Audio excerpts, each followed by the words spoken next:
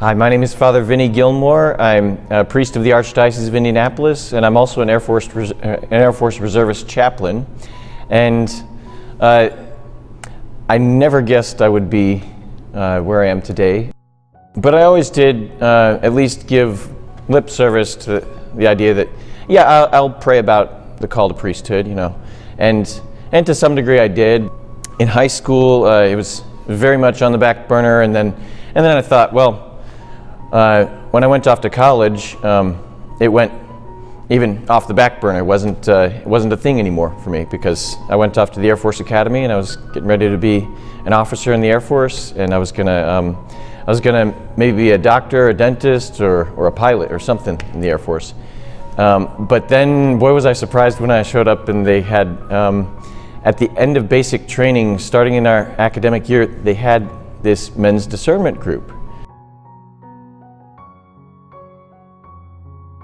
And so I started discerning priesthood and entertaining that question in a whole new way. And I saw it in a way that I couldn't have seen it before. It was weird for me to think that priesthood could actually be possible for me. Things went changing from there. I took a little detour. I took a little time off college. I was serving with a nonprofit down in Guatemala, and there, unexpectedly, the whole calling to priesthood thing came up again, and it came back stronger each time. And then I still returned to the Air Force Academy to finish my studies there and get commissioned as an officer, But then unexpectedly again, the call came back once again, just the idea of it, and I was like, okay, I've got to get this figured out. And so I spent the next 3.5 months trying to do that. I was meeting with the spiritual director, and I won't say that I got it figured out, but to the extent that I realized, you know what, I should really give seminary a shot, because at some point I realized, from someone telling me or from just realizing it for myself, I realized I'm not going to wake up and just be a priest one day at seminary. The seminary takes many years, and it's a very intentional process, and so I decided to give seminary a shot, and that gave me a lot of peace.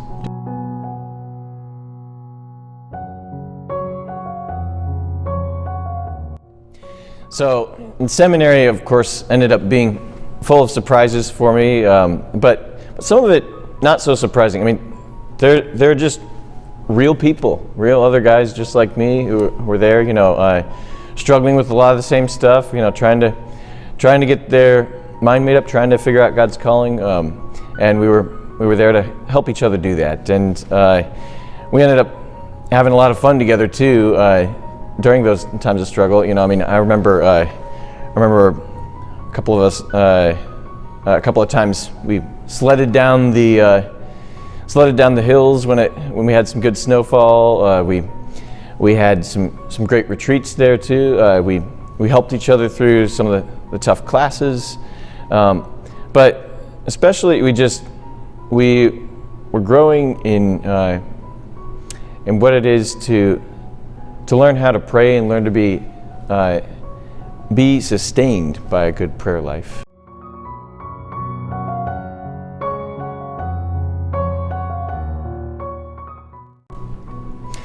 What's it like to be a priest? Well, it's first, it's amazing. It's been awesome starting out, especially in this just my first year of being a priest, and it's been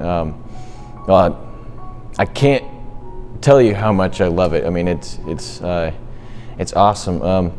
And I think what's it like? I guess the best way I can describe it is it has introduced me to what's it like to experience life from the standpoint of infinite possibility, and then to see that from time to time playing out in not just in my ministry, but the people around me, and all the different things that I help accompany people through, it's amazing. And at first it was extremely overwhelming in a good way. And then things got down to more of a routine, but I'm still just overwhelmed by the possibilities there are with grace and just helping other people discover that. Because it's, God's grace really is infinite, and to help other people catch a glimpse of that is just awesome.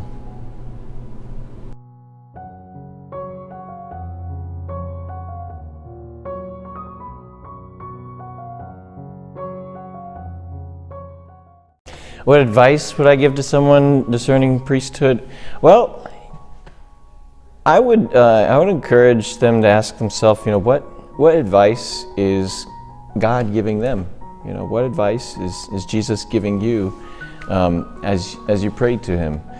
And chances are, if you're like most people, if you're like I was, maybe you get a whole lot of silence and a lot more silence than you would like, and that can be frustrating, yes, but it's actually because Jesus is a very good listener, and two, he also knows how to speak to you in a way that matters a lot more than the way that anybody else will speak to you.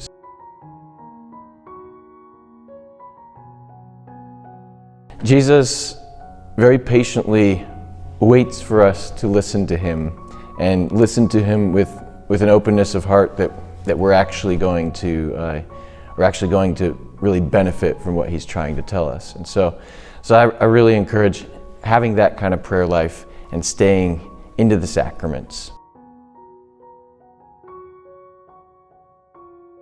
Listening as well to people who've gone before you, not just priests, but married people, consecrated people, generous single people. Just have a heart that listens, and that will take you through anything that you need it to.